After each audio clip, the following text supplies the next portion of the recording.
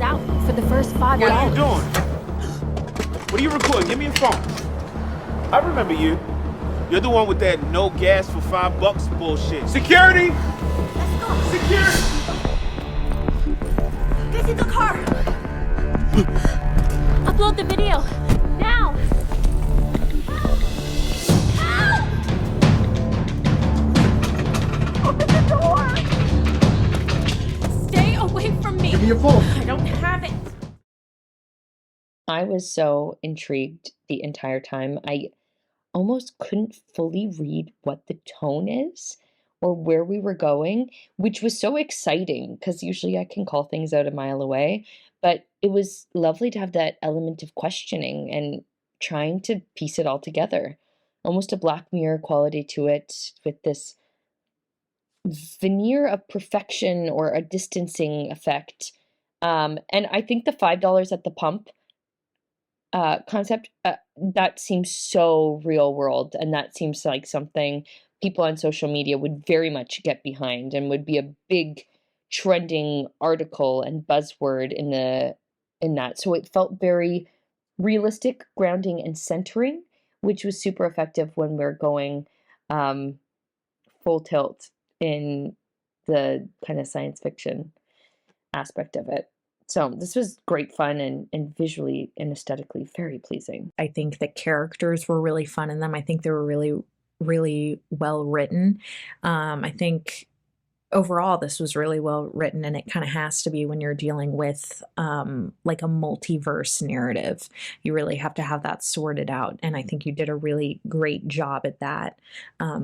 Multiverse stories are really hot right now.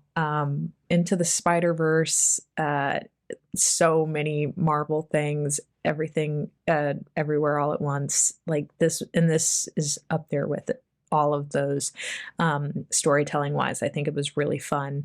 I think it's a really fun narrative. I think these are really fun characters. I think it's a really fun story.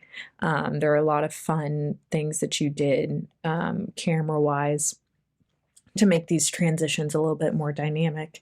But overall, it was really, really creative. It was really fun to watch. Message in this is to get messages out there by any means. You have influencers that are banding together to get the truth out.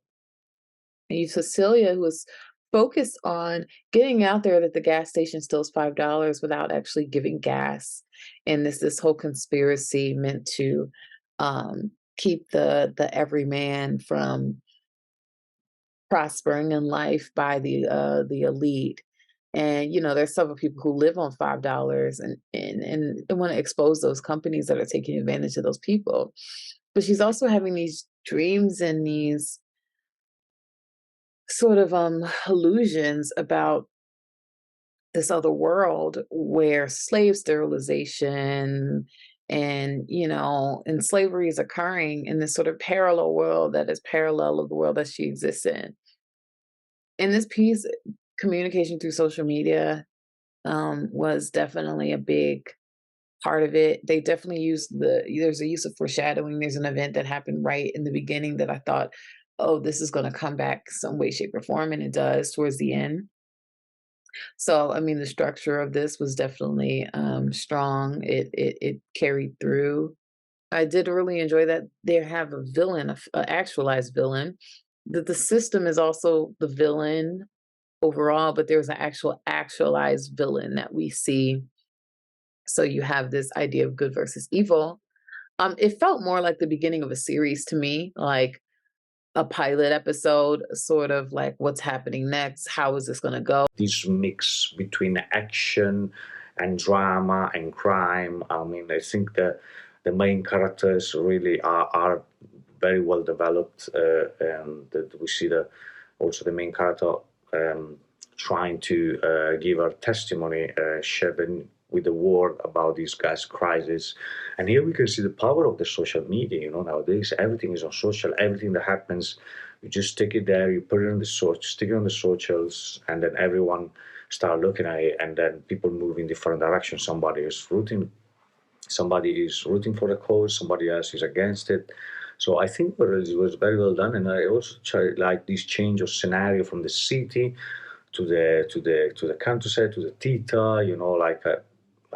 with also the final Mexican stall that we have in the end. I think it was very well done and powerful.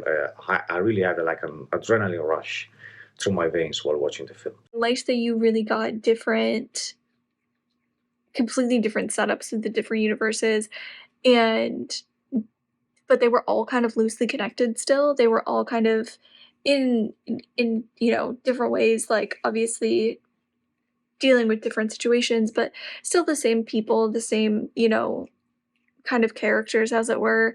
And, some of the issues were dealt with, some of the issues were the same, but they were being dealt with in very, very different ways. I really, really enjoyed it. I thought it was really intriguing. I thought it was really fun. I thought incorporating the different universes was really great. I thought how they used kind of social media and influencers really embraced kind of the current culture, which I thought was really refreshing to see. I thought the fights were really cool, very nicely choreographed. Just a unique story. It comes at a great time, with everything everywhere all at once being out recently. I thought it was a really different take on it. So great job creatively, story-wise, script-wise. I thought the writing was very good, and smart. Really nice makeup and sound effects were great. Nice music really set the tone for this. Beautiful colors and lighting to this. I just really enjoyed watching it, for the cinematography and the set design and the color design. Just nice costumes, great casting, just really intriguing. And at first I was like, what's happening here? Oh yeah, it's called parallels. These guys are living sort of parallel lives, and one seemed positive and the other was negative. So I just really liked the take on this. And the performances too were really good. I love the parallel world concept here and the different roles people play on both worlds. They use great special effects and storytelling. The shots are engaging with the action where we need action, and then the film is quite entertaining with the stories happening in very different timelines, but with an element of manipulation in both dimensions.